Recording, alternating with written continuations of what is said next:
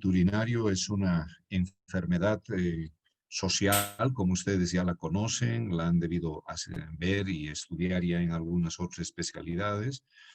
Y es una patología de organismo y así se llama porque compromete varios órganos del sistema, no solamente se limita al riñón o al pulmón, sino es progresivo y puede comprometer varios sistemas y por eso recibe el nombre de organismo. Hablando ya de la parte urológica, es la localización tuberculosa extrapulmonar más frecuente. Entonces, después de la tuberculosis pulmonar está la tuberculosis del aparato geniturinario. En la evolución de la enfermedad actúan, por un lado, la agresividad del germen, la agresividad que tiene el germen, y por otro, la resistencia del huésped. Si nosotros tenemos un paciente con enfermedades de base como la diabetes, problemas de tiroides, problemas de reumatismo o otras patologías, ya esta patología va a ser mucho más mella en ese paciente que en otro paciente que sea eutrófico y no tenga patologías de base. La etiología, ustedes ya conocen, es el Mycobacterium tuberculoso, ¿no? Y dentro de la patogenia, ustedes pueden ver en este cuadro cómo evoluciona esta enfermedad a lo largo del aparato geniturinario y cómo puede llegar a comprometer desde la corteza del órgano renal hasta el meato uretral. Normalmente, en el periodo postprimario, esta enfermedad normalmente empieza a nivel pulmonar, ¿no es cierto? Y por vía hematógena ya migra hacia el parénquima renal, por vía hematógena. ¿Ya? En primer lugar, ya esta lesión ya se ubica a nivel de la corteza, ¿ya? A nivel de la corteza. No se olviden que el riñón tiene una parte que es la corteza y otra que es la médula, ¿no es cierto? Entonces, en la corteza es su primera estación de este germen, ¿ya? Y en esta etapa donde está ubicado el Mycobacterium a nivel de la corteza, ¿ya? Esta lesión inicial puede ir hacia la curación, puede mantenerse latente durante largo tiempo o puede progresar hacia la médula, ¿ya? En el momento en que esa lesión progresa hacia la médula, ya aparecen las lesiones papilares o úlcero-caseosas, ¿no es cierto? Y en este momento es donde nosotros ya podemos hacer incluso el diagnóstico, ¿no es cierto? Acá ya se está comprometiendo ya la médula, ya, y las primeras lesiones que se van a ubicar es a nivel de los vértices de los cálices, ¿ya? Como ustedes están viendo en esta imagen. ¿Ya? Entonces esas lesiones papilares, apaguen sus micrófonos, por favor, ¿ya? Para continuar, por favor.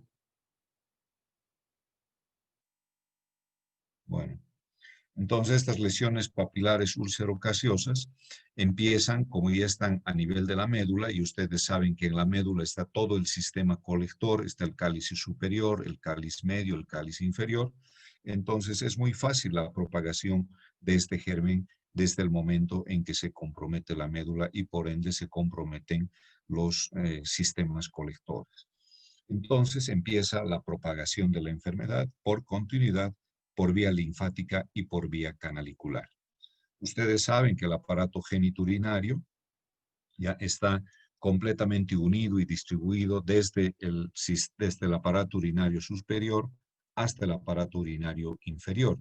Estoy hablando de todo el sistema colector, el uréter, la vejiga, la uretra, la próstata, los testículos, los epidídimos, la uretra y el meato uretral. Entonces, esta propagación se genera por vía linfática y por vía canicular, entonces se van a ir comprometiendo progresivamente todas las estructuras ya que estén a lo largo del drenaje de la vía urinaria. Es por eso que esta enfermedad, ya a medida que progresa, va a generar tanto en el sistema colector, en el uréter, y en la vejiga una serie de complicaciones por la estenosis o la fibrosis que genera como reacción esta patología en el urinario inferior. Y obviamente en todas estas estructuras ya va a generar una serie de estenosis. También fíjense que este problema no se queda en la vejiga, compromete la uretra, compromete el epidídimo, el testículo, la glándula prostática. Entonces es una patología donde nosotros tenemos que aprenderla a reconocer rápidamente por el cuadro clínico, ya por por saber de dónde viene el paciente, qué síntomas tiene el paciente, hacer una evaluación completa del paciente para evitar todas estas complicaciones que pueden hacer perder los 2 riñones a nuestro paciente, ¿no es cierto? Y obviamente la calidad de vida de este paciente se va a tornar muy difícil si llega a comprometerse todo su aparato genitourinario. Lamentablemente, los síntomas y signos ya, de la tuberculosis genitourinaria no son muy manifiestos. Normalmente se dice que la vejiga es la campana de alarma de esta enfermedad, pero para que la vejiga se comprometa, ustedes ya entenderán que ese riñón ha sufrido ya problemas estenóticos, fibróticos, al igual que el uréter. Y posteriormente viene la vejiga. Entonces, normalmente nuestros pacientes llegan a la consulta ya con esta sintomatología que nos brinda la vejiga. ¿Cuál es esa sintomatología? Que nos va a brindar una vejiga retráctil, pequeñita, los síntomas de irritación vesical. Son pacientes que orinan bastante en el día, orinan bastante de noche. Hay pacientes que orinan entre 20, 30 veces durante la noche, su calidad del sueño se altera y a veces es por eso que van recién a la consulta. Puede tener nuestro paciente dolor de espalda. ¿Cuándo va a tener dolor de espalda? Cuando sus riñones prácticamente estén hidronefróticos y bastante dilatados, que es lo único que genera dolor a nivel del parénquima renal. Si no hay esa dilatación, el paciente no va a tener dolor. Entonces, una de las manifestaciones clínicas entonces son los síntomas de irritación vesical, dolores de espalda, alguna molestia al momento de orinar. Y por otro lado, tenemos la hematuria.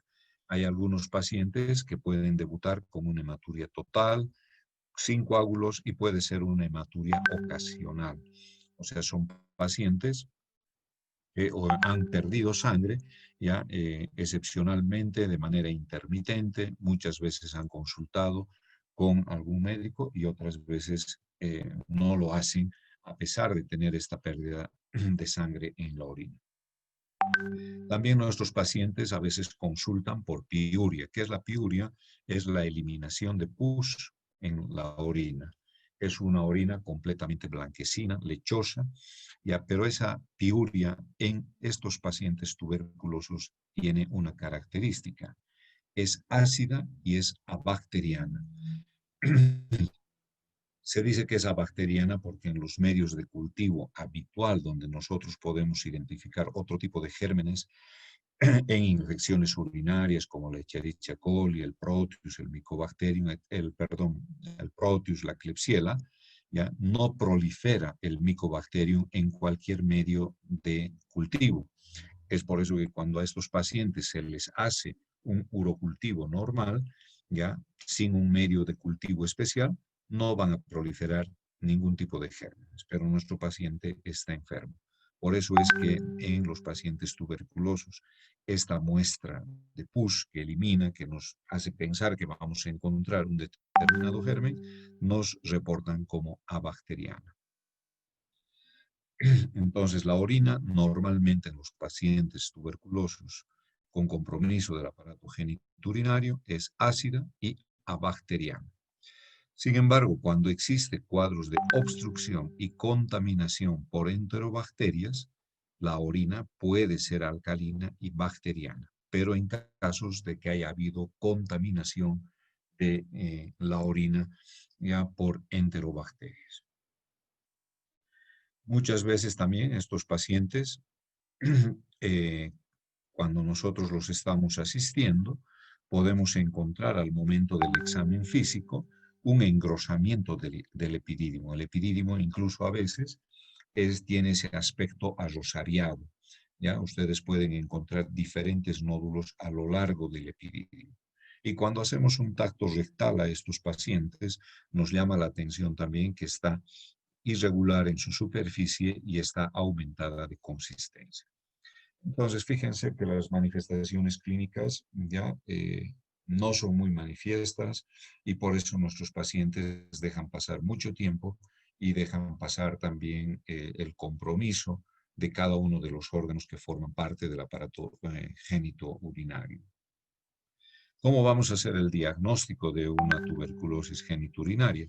¿Ya? Una vez que nosotros reconocemos esos signos, esos síntomas, es importante también preguntar sobre el entorno del paciente, sobre los familiares, sobre los antecedentes personales, la calidad de vida que tiene el paciente, preguntar sobre la persistencia de síntomas y signos, desde cuándo, cómo aparecieron esos síntomas, ¿no es cierto? ¿Qué características tienen? Hay que hacer un buen interrogatorio. Y también nos vamos a ayudar, obviamente, con una serie de estudios, tratando de encontrar todas esas alteraciones orgánicas que genera este proceso infeccioso a lo largo del aparato genitourinario. Lo primero que vamos a hacer es un análisis de rutina. Posteriormente tendremos que hacer un urocultivo. El urocultivo ya les he dicho que no funciona un medio de contraste normal, ¿no es cierto? Entonces, ¿qué es lo que vamos a hacer? Vamos a utilizar un medio de cultivo especial como el medio de Lowenstein y Jensen, ¿no? Este estudio tiene una alta especificidad, más del 90%, ¿ya? Entonces es bastante útil. Entonces, como tarea pueden averiguar ya cuando nos informan sobre la positividad de este medio de diagnóstico que nosotros podemos utilizar respecto a la tuberculosis genitourinaria. Para orientarlos, nos dan informes ya previos a los 30 días, a los 60 días y a los 90 días. También en este tipo de pacientes es bueno hacer una radiografía de tórax, probablemente para determinar si ese paciente tiene alguna señal crónica, ya, de una patología antigua como lo que deja la tuberculosis pulmonar en nuestros pacientes. Si nuestro paciente tiene una buena función renal en el análisis de rutina que ustedes van a hacer a su paciente, ¿no es cierto?, donde podemos utilizar estudios por imágenes más precisos del aparato genitourinario, como el urograma excretor o la urotac. Estos dos estudios, el urograma excretor y la urotac, utilizan materiales de contraste donde necesitamos una buena función renal para que ese riñón capte el material de contraste y lo elimine a través de las vías urinarias y se vayan dibujando las posibles repercusiones que ha generado este proceso obstructivo a lo largo del aparato genitourinario. Entonces, para el urograma excretor y la urotac es importante determinar ya una buena función renal. Este urograma excretor muchas veces nos da un aspecto apolillado, un aspecto irregular a la superficie del sistema colector. Podemos encontrar dilataciones por encima de los procesos estenóticos, ¿ya? O también nos puede llamar la atención que uno de los riñones esté anulado, o sea que no lo podamos ver porque ya no tiene la capacidad de captar ese material de contraste y ese paciente está sobreviviendo solamente ya con un solo riñón. Acá ustedes pueden ver diferentes imágenes donde pueden ver ese aspecto de sacabocados, de irregularidades en el sistema colector. Acá pueden ver una dilatación de todo el sistema colector, que me refiero a la hidronefrosis de la que estábamos hablando, ¿no? Acá pueden ver una vejiga también completamente irregular en estos pacientes con un urograma excretor y portando esta enfermedad que es la tuberculosis. Respecto al tratamiento, ustedes también ya deben saber bastante sobre lo que se debe hacer en un paciente tuberculoso. Es importante que nosotros podamos mejorar las condiciones socioeconómicas de nuestro paciente dentro de lo posible, sugerirle ya una cierta nutrición adecuada para la patología que nosotros estemos elaborando. Hay que tratar de determinar si ese paciente tiene contacto con otras, otros familiares, y ahí darle mejores nociones de vida para que mejore un poco nuestro tratamiento. Dentro de la terapéutica general y medicamentosa, el esquema sugerido normalmente es de 4 medicamentos por 2 meses, y luego se debe mantener un esquema de 6 a 8 meses con 2 medicamentos. Siempre nuestro paciente deberá recibir un tratamiento médico adecuado antes de que el cirujano o el urólogo vaya a corregir algún proceso obstructivo que requiera de un tratamiento quirúrgico. Me estoy refiriendo a las estenosis, a las effusiones, al reflujo, a la retracción de la vejiga o a las fístulas que puedan aparecer como complicaciones ya de este proceso infeccioso. Nosotros no podemos tratar quirúrgicamente a un paciente de sus complicaciones si no ha recibido antes un tratamiento médico adecuado. Acá les muestro un esquema de tratamiento que nosotros podemos utilizar. Aquí hay 4 medicamentos, ¿no es cierto? Pero también se pueden intercambiar otros medicamentos para que nosotros podamos lograr el restablecimiento de nuestro paciente.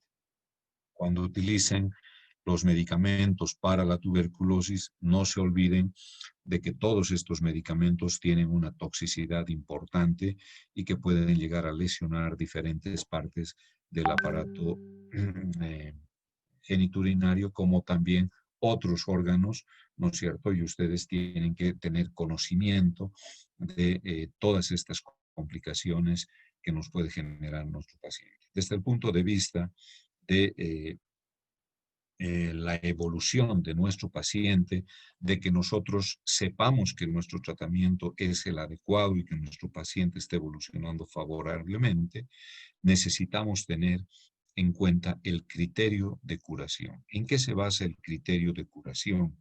¿A través de qué estudios nos vamos a dar cuenta nosotros de que nuestro paciente está yendo bien en el tratamiento?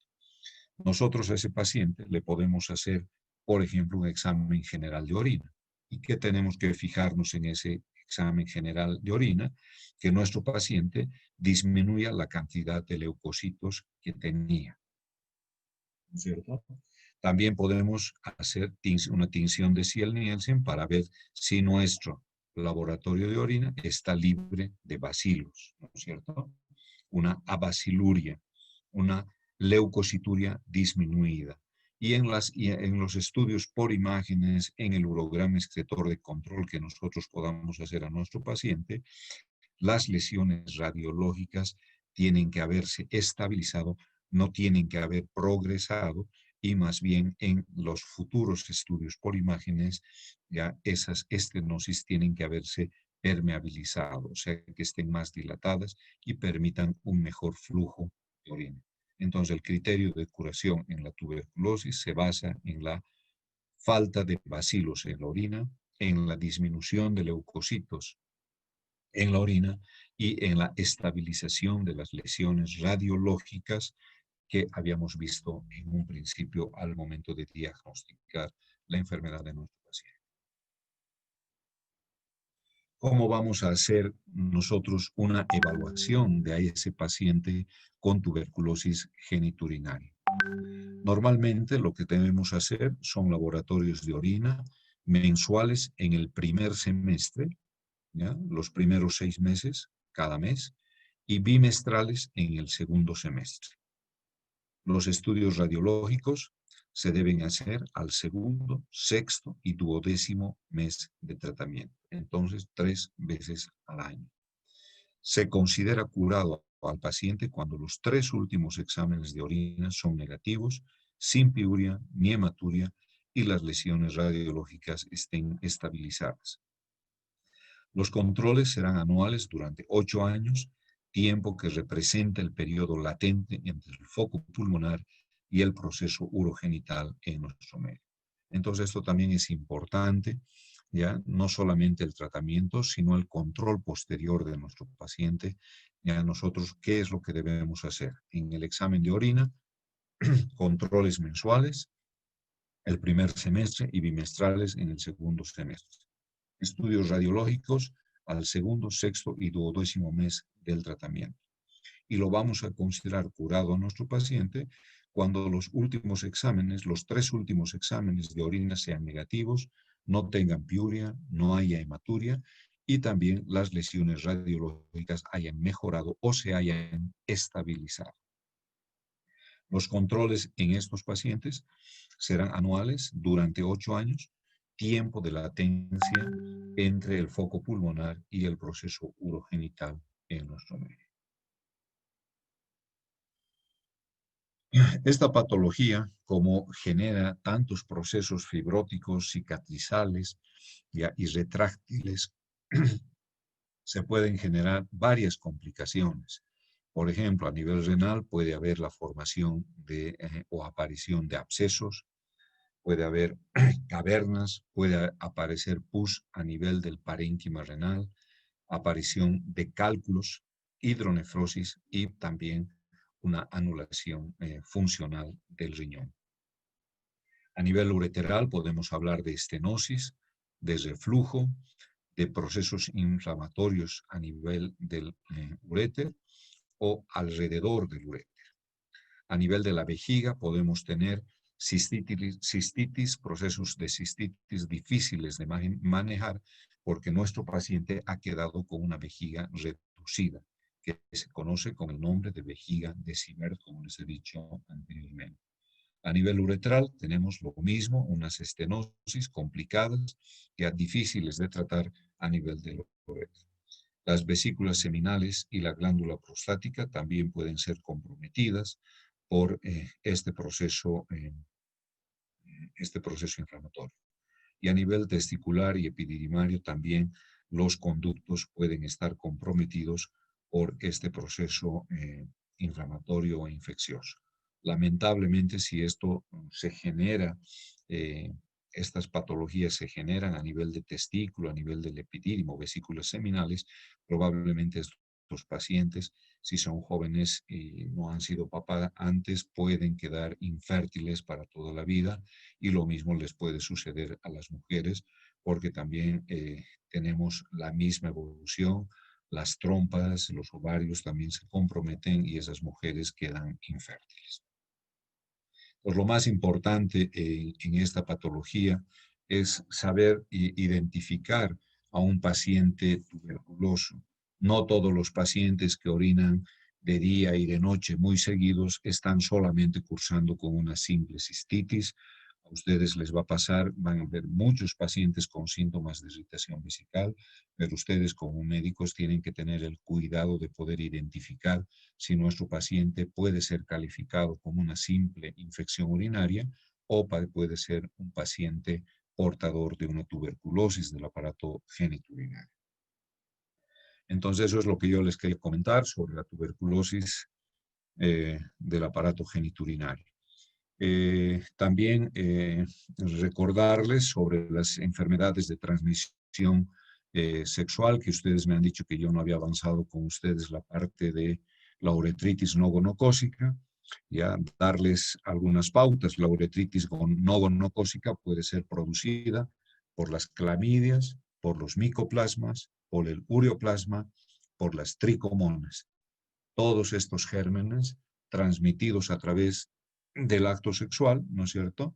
Ya tienen un diferente germen etiológico, por eso es que se llaman no gonocócicas.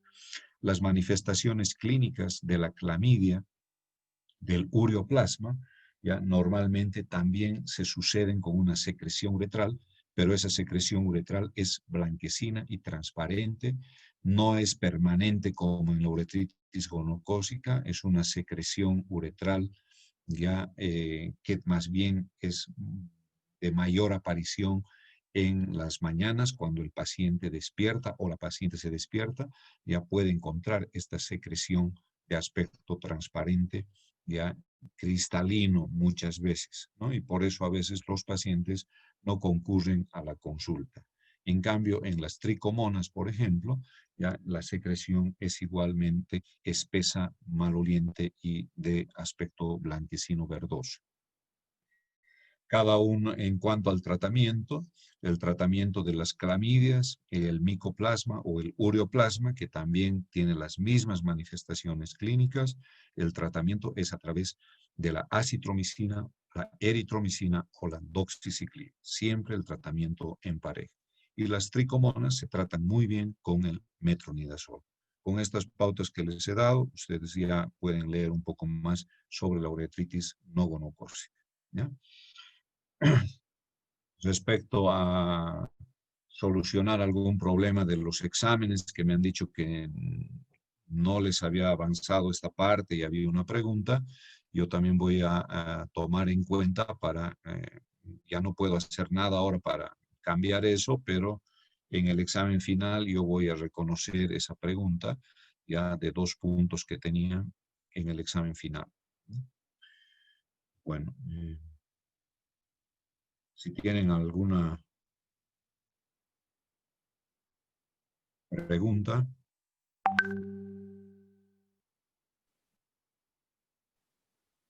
Doctor, buenas tardes. Disculpe, ¿habría la posibilidad de que hiciéramos revisión de todo el examen, por En la favor? próxima clase yo personalmente voy a dar las respuestas a cada pregunta, ¿ya? Las voy a leer y les voy a dar su respuesta a cada uno, ¿ya? Está bien, doctor, es que había sigue dudas con respecto. Por eso yo voy a dar la respuesta, leo la pregunta y leo la respuesta, ¿ya? De principio a fin. Doctor, disculpe, buenas tardes.